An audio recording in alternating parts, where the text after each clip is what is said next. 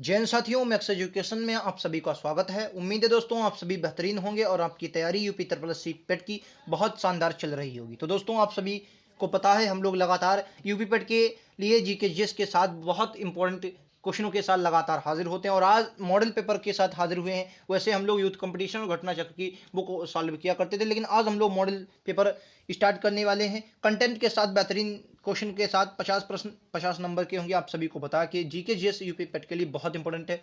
अगर दोस्तों आप यूपी पेट में झंडे गाड़ना चाहते हैं तो उसमें जीएस आपको जरूर पढ़नी पड़ेगी, जिसमें आपको अच्छा स्कोर चाहिए ही चाहिए। क्लियर है कि ना? चलिए शुरुआत कर देंगे आज के पहले क्वेश्चन की। सबसे पहले मैं आप सभी को अपनी क्लासेस दिखा देता हूं, हमारी क्लासेस कौन कौन सी चल रही हैं। आप सभी इनको जरूर पढ़ें। यूपी ट्रिपल एस सी पेट के लिए हमारी इकोनॉमिक्स की क्लास सुबह 10 बजे चलती है। घटना चक्र बेसिस क्लास होती है, इसमें हम लोग लगभग 3-4 क्लासेस, जिससे मैं बात करूं तो नीति आयोग वगैरह हम लोग कर चुके हैं, कर जीएसटी से कर चुके हैं, मिश्रित अर्थव्यवस्था का विकास, बैंकिंग सुधार जितने भी हुए सब कुछ कर चुके हैं। अब हम लोग इसमें क्रांतियां पढ़ेंगे, उसके बाद और भी कोई टॉपिक बचेगा तो उसको कवर करेंगे। जीके जीएस की बात करें तो हम लोग यहाँ पर रात को 8 बजे मॉडल पेपर करते हैं, हालांकि यूथ कंपटीशन का, लेकिन आज ये मॉडल पेपर आपका चलेगा। ठीक है। अच्छा, मॉक टेस्ट शाम को 5 बजे लगाया करते हैं, लेकिन आज ये थोड़ा लेट हुआ तो इसमें हम लोग इसको नहीं करेंगे। ठीक है। चलिए शुरुआत करेंगे आज के सेशन की। आज का सेशन आपके लिए बहुत इंपॉर्टेंट है। पहला क्वेश्चन आप सभी की स्क्रीन पर, राइट आंसर क्या होगा आप सभी को बताना है। क्वेश्चन पहला कह रहा है क्या है कि अफगानिस्तान में स्थित सिंधु सभ्यता संबंधित स्थल कौन सा। सिंधु सभ्यता के बारे में सब कुछ आप सभी को बता चुका हूं।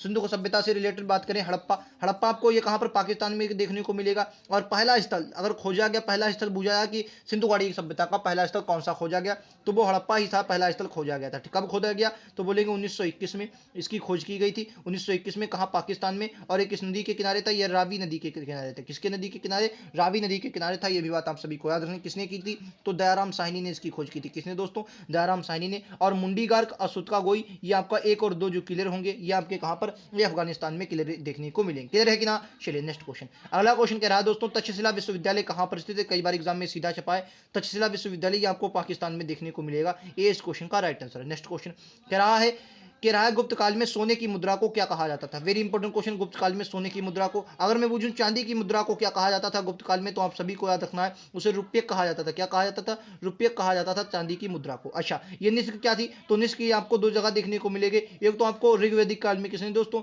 ऋग्वैदिक काल में। अगर आप ऋग्वैदिक काल में इसे देखेंगे तो ये दोस्तों आभूषण के रूप में आपको देखने को मिलेगी। कहां पर दोस्तों? आभूषण के रूप में देखने को आपको मिलेगी। आभूषण था। अगर वहीं उत्तर वैदिक काल में आप देखें, कहां पर दोस्तों? उत्तर वैदिक काल में देखते हैं तो उत्तर वैदिक काल में आप सभी को याद रखना है, उत्तर वैदिक काल में ये दोस्तों क्या था? ये सिक्का बन गया था, यानी मुद्रा के रूप में। कहां पर? उत्तर वैदिक काल में मुद्रा के रूप में आपको देखने को मिले। किसके रूप में? मुद्रा के रूप में देखने को मिलती। अच्छा, गुप्त काल में दोस्तों सोने के सिक्के को दीनार कहा जाता था। क्या कहा जाता था? दीनार कहा जाता था। और सबसे ज्यादा सोने की मुद्राएं गुप्त काल में जारी हुई, और ये कहां पर? राजस्थान में। कहां पर? राजस्थान से वायना प्रांत से इनका ढेर मिला है। क्लियर है? Next question. निम्नलिखित में से मौर्य वंश का कौन सा शासक नहीं था। बात करेंगे मौर्य वंश की। आप सभी को पता होगा मौर्य वंश के संस्थापक चंद्रगुप्त मौर्य थे। याद रखेंगे कौन थे संस्थापक? कौन थे? चंद्रगुप्त मौर्य। उनके बेटे बिंदुसार हुए, बिंदुसार के बेटे अशोक थे। अजातशत्रु जो दोस्तों याद रखेंगे ये आपके मौर्य वंश से संबंधित नहीं है। बाकी आप सभी को पता होगा कि मौर्य वंश के संस्थापक जो थे चंद्रगुप्त मौर्य, किस जैन धर्म से संस्थापक, मतलब जैन धर्म से रिलेटेड थे। और जैन धर्म की इन्होंने क्या हुआ, श्रवण बेलगोला में अपने संलेखना संधारा प्रथा से त्याग भी, मतलब प्राण भी त्यागे थे। एग्जाम में कई बार क्वेश्चन पूछा गया। क्लियर है कि ना? समझ गए? चलिए अगर बात करें अशोक की, तो अशोक बौद्ध धर्म का अनुयायी था। किसका? बौद्ध धर्म का अनुयायी थे। आप सभी को याद रखना, बौद्ध धर्म का अनुयायी था। नेक्स्ट क्वेश्चन आप सभी की स्क्रीन पर ही रहा। भारत में प्रथम तुर्क आक्रमण कौन था। अगर मैं पूछूं भारत में प्रथम अरब आक्रमण किसने किया, क्या बोलेंगे? भारत में प्रथम अरब आक्रमण में पूछूं अरब आक्रमण किसने किया, तो क्या बोलेंगे? अरब आक्रमण में दोस्तों अगर आपने हिस्ट्री को बहुत अच्छे से पढ़ा होगा तो आप सभी को पता होगा कि सबसे पहले 711 ईस्वी में, कौन सा दोस्तों? 711 ईस्वी में उबैदुल्लाह के नेतृत्व में आक्रमण होता है। किसके दोस्तों? उबैदुल्लाह के नेतृत्व में आक्रमण होता है। आप सभी को याद रखना है। लेकिन ये असफल आक्रमण हुआ, यानी कि ये मतलब हार गया। फिर उसके बाद 711 में ईस्वी में एक और नेतृत्व बुदेल के नेतृत्व में। किसके दोस्तों? बुदेल के नेतृत्व, एक मिनट दोस्तों, बुदेल, क्या बोलेंगे दोस्तों? बुदेल के नेतृत्व में, बुदेल के नेतृत्व में आक्रमण होता है। और यह भी दोस्तों क्या हुआ? असफल आक्रमण हुआ। लेकिन फिर युद्ध होता है, मतलब आक्रमण होता है 712 ईस्वी में मोहम्मद बिन कासिम के नेतृत्व में। किसके दोस्तों नेतृत्व में? कासिम के नेतृत्व में आक्रमण होता है। और कासिम क्या हुआ, इसने कहां पर? सिंध वाले क्षेत्र पर शासन किया, मतलब सिंध वाले क्षेत्र पर आक्रमण किया। और उस वक्त सिंध में क्या था दोस्तों? सिंध में किसका? दाहिर का शासन था, दाहिर का शासन था। और दाहिर पराजित हो गया। तो पहला सफल आक्रमण किसने किया? मोहम्मद बिन कासिम अरब आक्रमण था। अगर पूछे प्रथम तुर्क आक्रमण किसने? महमूद गजनवी ने। आप सभी को पता होगा। किसने? महमूद गजनवी ने प्रथम तुर्क आक्रमण किया था। ये बात आप सभी को रटी होगी। चलिए नेक्स्ट क्वेश्चन पर चलते हैं। अगला क्वेश्चन आप सभी की स्क्रीन पर दोस्तों ये रहा। राइट आंसर क्या होगा? कह रहा है वर्ष 1829 में सती प्रथा का उन्मूलन किसने किया? बात करेंगे 1828 में ये गवर्नर जनरल आता है। कौन आता है? 1828 में, एक मिनट दोस्तों, 1828 में गवर्नर जनरल आता है। उसी के शासनकाल में दोस्तों आप सभी को पता होगा 1833 का चार्टर एक्ट पारित होता है। ये पहले क्या था? ये विलियम जो वेंटिंग था, विलियम वेंटिंग जो दोस्तों 1828 में बंगाल का गवर्नर जनरल बनकर आया। क्या बोलेंगे? बंगाल का गवर्नर जनरल बन के आया। क्या बोलेंगे? बंगाल का गवर्नर जनरल बनकर आया। बंगाल का गवर्नर जनरल बन के आया। लेकिन क्या हुआ? 1833 का चार्टर एक्ट इसी के शासनकाल में पारित होता है और फिर ये क्या हुआ? ये भारत का गवर्नर जनरल बन गया। बोलेंगे भारत का गवर्नर जनरल बन गया। क्या बोल गया? भारत का गवर्नर जनरल बन गया। याद रखेंगे, भारत का गवर्नर जनरल बन गया। ये बात आप सभी को याद रखनी है। आपके एग्जाम में यहां से क्वेश्चन बने तो भाई साहब गलत नहीं करना है। क्लियर है कि ना? समझ गए? ठीक है, याद रखेंगे। क्लियर है? ठीक है, चलिए नेक्स्ट क्वेश्चन पर चलते हैं। अगला क्वेश्चन आप सभी की स्क्रीन पर दोस्तों ये रहा। राइट आंसर क्या होगा? कह रहा है 1908 में बाल गंगाधर तिलक को जेल की सजा दिए जाने पर कहां के मजदूरों ने भारत की पहली राजनीतिक हड़ताल की थी? भारत की पहली राजनीतिक कहां पर, किस जेल में? तो क्या बोलेंगे? मुंबई में। मुंबई में की थी। आप सभी को याद रखना, ऑप्शन नंबर ए हो जाएगा। याद रखेंगे। नेक्स्ट क्वेश्चन कह रहा है अगला क्वेश्चन 1857 में भारत में हुए विद्रोह के एक नेता टाटा टोपे का मूल नाम क्या था? 1857 से बहुत इंपॉर्टेंट सभी बातें बता चुका हूं। बैरकपुर छावनी से मंगल पांडे विद्रोह करते हैं। फिर उसके बाद विद्रोही कहां पर दोस्तों? मेरठ। मेरठ के बाद विद्रोही कहां पहुंचते हैं? दिल्ली पहुंचते हैं। आप सभी को यह बात पता होगी। अच्छा, बात करेंगे अगर 1857 की तो इसका प्रतीक चिन्ह क्या था? क्या बोलेंगे दोस्तों? इसका प्रतीक चिन्ह क्या था? तो आप सभी को याद रखना, इसका प्रतीक चिन्ह जो था वो क्या था? कमल और रोटी। क्या था दोस्तों? कमल और रोटी। ये कई बार एग्जाम में आया। क्या बोलेंगे दोस्तों? कमल और रोटी इसका क्या था? प्रतीक चिन्ह था। कमल और रोटी क्या था? प्रतीक चिन्ह था। किसका? बोलेंगे 1857 के युद्ध का। अच्छा, इसी 1857 के युद्ध से संबंधित कौन है? बेगम हजरत महल, जिनसे एग्जाम में कई बार एग्जाम में आता है। कहां से? लखनऊ से विद्रोह का नेतृत्व किसने किया? तो क्या बोलेंगे? बेगम हजरत महल ने किया। किसने दोस्तों? बेगम हजरत महल ने नेतृत्व किया। हालांकि इन्होंने अपने पुत्र विरजिस कादिर को, किसको दोस्तों? विरजिस कादिर को गद्दी पर बैठाला। लेकिन फिर क्या हुआ? कर्नल कैंपबेल ने इस पर आक्रमण कर दिया था लखनऊ पर। तो क्या बोलेंगे तात्या टोपे का मूल नाम रामचंद्र पांडुरंग था। क्या दोस्तों? रामचंद्र पांडुरंग था। डी राइट आंसर होगा। नेक्स्ट क्वेश्चन आप सभी की स्क्रीन पर ही रहा। तेरा भारत की क्रांति की जननी किसे कहा था? भारतीय क्रांति की जननी किसे कहा जाता है? एनी बेसेंट को आपको याद रखना 1916 में होम रूल लीग चलाती हैं और 1917 में कलकत्ता अधिवेशन में, क्या बोलेंगे? कलकत्ता कांग्रेस के कलकत्ता अधिवेशन में अधिवेशन में मतलब कांग्रेस की पहली महिला अध्यक्ष बनती हैं। ठीक है, सरोजिनी नायडू के बारे में याद रखना है। 1925 का अधिवेशन इन्हीं ने किया था, अध्यक्षता की थी। कहां पर? कानपुर का अधिवेशन था भाई साहब। कहां पर का? ये याद रखेंगे, कानपुर का अधिवेशन था। और कांग्रेस की पहली भारतीय महिला बनती है। और मैडम भिकाजी रुस्तम कामा जो थी, मैडम भिकाजी रुस्तम कामा, इन्हें भारतीय क्रांति की जननी कहा जाता है। ये बात आप सभी को याद रखनी है। चलिए दोस्तों नेक्स्ट क्वेश्चन पर चलते हैं। अगला क्वेश्चन आप सभी की स्क्रीन पर ये रहा। कौन सा भारतीय स्वतंत्रता का पहला गवर्नर जनरल बनता? कौन सा भारतीय स्वतंत्र भारत का, कह रहा कौन सा भारतीय स्वतंत्र भारत का पहला गवर्नर? तो क्या बोलेंगे? सी राजगोपालाचारी। क्या बोलेंगे? सी राजगोपालाचारी। आप सभी को रटा होगा। नेक्स्ट क्वेश्चन आप सभी की स्क्रीन पर कह रहा है वयस्क मताधिकार की उम्र क्या है? आप सभी को याद रखना, मूल संविधान में, क्या बोलेंगे दोस्तों? जो मूल संविधान में था, मूल संविधान में जो मताधिकार की दोस्तों आयु थी वो कितनी थी? 21 वर्ष थी। कब थी? 21 वर्ष। लेकिन फिर आता है 61वां संविधान संशोधन आता है। कौन सा? 61वां संविधान संशोधन आता है। क्या बोलेंगे दोस्तों? 61वां संविधान संशोधन आता है। और इसके द्वारा क्या हुआ? संविधान संशोधन आता है और इसके द्वारा क्या हुआ? उम्र क्या कर दी गई? 18 वर्ष कर दी गई। आप सभी को राइट आंसर ए याद रखना। क्लियर है? ये क्लियर है, आप सभी को समझ में आ रहा होगा। ए इस क्वेश्चन का राइट आंसर है। नेक्स्ट क्वेश्चन आप सभी की स्क्रीन पर ही रहा। झारखंड राज्य का गठन कब हुआ? Very important question. सन 2000 में 3 राज्य आपको देखने को मिलते हैं, झारखंड, छत्तीसगढ़ और आपका कौन सा? उत्तराखंड। ठीक है। अच्छा, झारखंड कब बना? तो झारखंड कब बना? 15 नवंबर 2000 में। 15 नवंबर 2000 में। किससे अलग होकर? तो बिहार से अलग होकर। किससे दोस्तों? बिहार से अलग होकर। किससे? बिहार से अलग होकर। और दोस्तों एमपी से अलग होकर कौन बना? एमपी से अलग होकर बना छत्तीसगढ़। क्या बोलेंगे? छत्तीसगढ़ एमपी से अलग हुआ। और यूपी से कौन अलग हुआ? तो यूके। उत्तराखंड दोस्तों यूके जो था वो उत्तराखंड से, मतलब यूपी से अलग होकर उत्तराखंड बना। 13 पहाड़ी जिले काटकर उत्तराखंड बनाया गया। क्लियर है कि ना? चलिए नेक्स्ट क्वेश्चन। क्या निम्नलिखित में से कौन सा गोल्डमैन पुरस्कार से संबंधित? बिल्कुल दोस्तों उसी तरीके से जिस प्रकार से आपके एग्जाम में आएंगे, हिस्ट्री, पॉलिटी, ज्योग्राफी, स्ट्रेटेजी के हर प्रकार के क्वेश्चन, जो आप साइंस हो जाए चाहे कोई भी हो जाए, जैसा 5 क्वेश्चन 10 क्वेश्चन जिस प्रकार से आपका वेटेज है उसी प्रकार के क्वेश्चन मैं आप सभी के लिए सामने में लेकर आता हूं। कह रहा है कि निम्नलिखित में से गोल्डमैन पुरस्कार किससे संबंधित, तो क्या बोलेंगे गोल्डमैन पुरस्कार पर्यावरण से, ऑप्शन नंबर ए किससे संबंधित दोस्तों, पर्यावरण से संबंधित। नेक्स्ट क्वेश्चन कह रहा है ट्रेन टू पाकिस्तान। दोस्तों एक बुक आपके एग्जाम में क्लियर है, चाहे वो हिस्ट्री में तो अलग ही, लेकिन स्टैटिक जीके के 10 क्वेश्चन आएंगे उसमें एक बुक क्लियर है। तो कह रहा है ट्रेन टू पाकिस्तान पुस्तक के निम्नलिखित में से किसके द्वारा लिखी गई, तो क्या बोलेंगे ये खुशवंत सिंह के द्वारा। ट्रेन टू पाकिस्तान किसकी है, खुशवंत सिंह की है, डी इस क्वेश्चन का राइट आंसर होगा। नेक्स्ट क्वेश्चन आप सभी की स्क्रीन पर ये रहा। कह रहा आरबीआई का मुख्यालय कहां स्थित है। बात करेंगे दोस्तों आरबीआई की, 1935 में स्थापना आरबीआई की होती है, लेकिन उस वक्त इसका मुख्यालय जो था वो कहां पर था, कोलकाता था। मुख्यालय कहां था, कोलकाता। 1937 में, कहां पर दोस्तों, 1937 में इसका मुख्यालय कहां बनाया गया, मुंबई बनाया गया। 1937 में इसका वर्तमान में मुख्यालय कहां पर है, मुंबई में। इसका राष्ट्रीयकरण 1949 में हुआ, आप सभी को पता होगा। 1949 में इसका क्या हुआ, राष्ट्रीयकरण हुआ। आप सभी को यह बात याद रखनी है, 1937 से मुख्यालय मुंबई में। नेक्स्ट क्वेश्चन तेरा प्रथम कृषि जनगणना कब हुई, सबको ये बता चुका हूं कि प्रथम जनगणना 1872 में, विधिवत जनगणना 1881 में, रिपन के समय पहले मियो ने करवाई, फिर रिपन ने करवाई, लेकिन कह रहा कि प्रथम कृषि जनगणना कब हुई, तो क्या बोलेंगे 1970 में। प्रथम कृषि जनगणना कब हुई दोस्तों, 1970 में हुई। आप सभी को याद रखना कब हुई, 1970 में प्रथम कृषि जनगणना हुई। क्लियर है कि ना, समझ गए, याद रखेंगे, भूलेंगे तो नहीं। क्लियर है दोस्तों। चलिए नेक्स्ट क्वेश्चन आप सभी की स्क्रीन पर दोस्तों ये रहा। कह रहा है राइट आंसर क्या होगा, कह रहा विश्व में हरित क्रांति के जनक कौन है। अच्छा विश्व में हरित क्रांति के जनक बूझ लिया, लेकिन इस हरित क्रांति का नाम किसने दिया, ये आपको कमेंट बॉक्स में HW का सवाल लिख लीजिए भाई साहब, किसने हरित क्रांति का नाम किसने दिया, ये आपको बताना। और स्वामीनाथन की बात करें, ये भारत में हरित क्रांति के जनक हो जाएंगे। नॉर्मल बोरलॉग की बात करें, ये दोस्तों विश्व में हरित क्रांति के जनक हो जाएंगे। क्लियर है कि ना, समझ गए, ऑप्शन ए समझ गए। चलिए नेक्स्ट क्वेश्चन कह रहा है जन योजना का प्रारूप किसके द्वारा तैयार किया गया था, वेरी इंपॉर्टेंट क्वेश्चन। जन योजना क्या बोलेंगे, अगर सर्वोदय योजना पूछ ले, जयप्रकाश नारायण, क्या बोलेंगे सर्वोदय योजना। क्या बोलेंगे दोस्तों, सर्वोदय योजना कौन लाए, जयप्रकाश नारायण। यमन राय, इन्हें मानवेंद्र नाथ राय भी कहा जाता, मानवेंद्र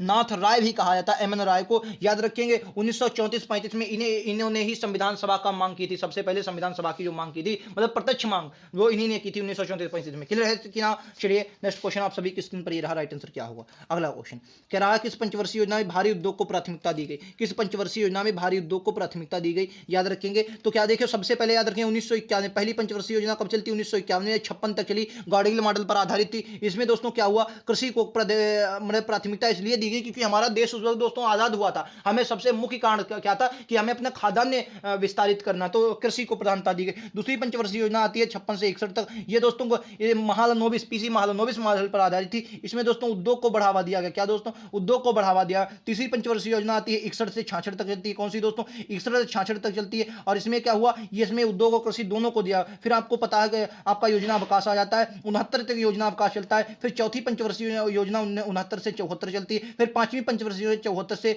आपकी चलती है 78। और अगर बुझाया कि कौन सी पंचवर्षीय योजना अधूरी रही, तो भैया यही पंचवर्षीय योजना थी, कौन सी, आपकी जो योजना थी पांचवी पंचवर्षीय योजना सिर्फ 4 साल चली थी, यानी कि फिर आपकी दूसरी सरकार बदल गई, जनता पार्टी की सरकार आ गई, उन्होंने बंद कर दिया। फिर वो कौन सा मॉडल लाए थे, वो आपका गुरुनाथ जी मॉडल वाला मॉडल लाए थे। क्लियर है कि ना। चलिए राइट आंसर क्या होगा, दूसरी पंचवर्षीय योजना इस क्वेश्चन का राइट आंसर है। नेक्स्ट क्वेश्चन अगला कह रहा है वर्तमान भारतीय नागरिकों को कितने मौलिक अधिकार प्राप्त है। अगर मैं मूल संविधान की बात करूं, मूल संविधान में क्या था दोस्तों, भारतीयों को 7 मौलिक अधिकार प्राप्त थे, यानी कि संपत्ति का अधिकार जो आर्टिकल अनुच्छेद 31 में था, जिसे कहते थे हम लोग संपत्ति का अधिकार। संपत्ति का अधिकार ये क्या हुआ, वर्तमान में दोस्तों हटा दिया गया। कब हटाया गया, कहेंगे 44वें संविधान संशोधन 1978 में, 1978 को इसको संविधान से हटा दिया गया। अब ये कहां है, तो याद रखेंगे अब ये 300 के काम में रखा गया। कहां पर दोस्तों, ये 300 के काम में रखा गया है, याद रखेंगे। और ये विधिक अधिकार यानी कि कानूनी अधिकार बना दिया गया, संपत्ति का अधिकार हटा दिया गया। वर्तमान में दोस्तों 6 मूल अधिकार आपको दिए गए हैं। अच्छा मूल अधिकार की और थोड़ी बात की जाए, मूल अधिकार को आप सभी को पता है, यह अनुच्छेद अगर वर्णन किया जाए तो अनुच्छेद 12 से 35 तक इनका वर्णन है। अगर भाग की बात करें, भाग कहां पर है,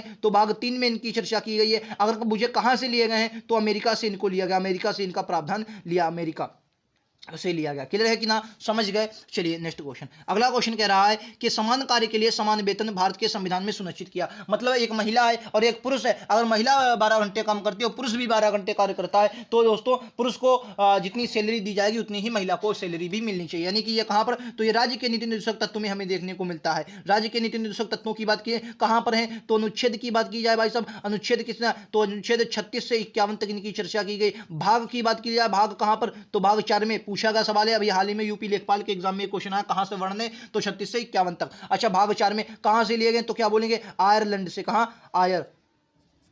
आयरलैंड से इनको प्रावधान लिया गया। ठीक है, याद रखेंगे दोस्तों, इंपॉर्टेंट है, आपके एग्जाम में पूछे जा सकते हैं। नेक्स्ट क्वेश्चन क्या वह अक्षांश जिस पर सदैव दिन और रात की अवधि समान रहती है, वेरी इंपॉर्टेंट क्वेश्चन, वह अक्षांश जिस पर सदैव दिन और रात की अवधि समान रहती है। तो आप सभी को याद है ये हमारी पृथ्वी हो जाएगी। पृथ्वी में ये आपकी 0 डिग्री रेखा, इसे भूमध्य रेखा कहा जाता है, ठीक है। ये आपकी कर्क रेखा, इसे 23.5 डिग्री कहा जाता है उत्तरी अक्षांश। ये आपकी मकर रेखा हो जाएगी 23.5 दक्षिणी, सही है क्या है, मकर रेखा। अच्छा याद रखेंगे इस वाले क्षेत्र को उष्णकटिबंधीय क्षेत्र कहा जाता है, क्योंकि यहाँ पर दोस्तों क्या है, सूरज की सीधी किरणें पड़ती हैं और यहाँ पर लगभग तापमान बराबर होता है। और खासकर दोस्तों इस रेखा पर, खासकर कौन सी रेखा पर दोस्तों, इस रेखा पर क्या होता है, यहाँ पर दोस्तों दिन में एक बार बारिश होती है, इस वाले क्षेत्र में दिन में एक बार बारिश होती है और यहाँ पर मौसम, बारिश होने के बाद मौसम साफ हो जाता है, ठीक है। सूर्य की किरणें सीधी पड़ती हैं, इसलिए क्या होता है, यहाँ पर दिन रात बराबर होते हैं। तो क्या बोलेंगे, भूमध्य रेखा पर दिन रात कहां पर बराबर होते हैं, भूमध्य रेखा पर बराबर होते हैं। ये बात आप सभी को याद है, क्लियर है कि ना, समझ में आ गया, भूलेंगे तो नहीं। चलिए नेक्स्ट क्वेश्चन आप सभी की स्क्रीन पर ये रहा दोस्तों, राइट आंसर क्या होगा।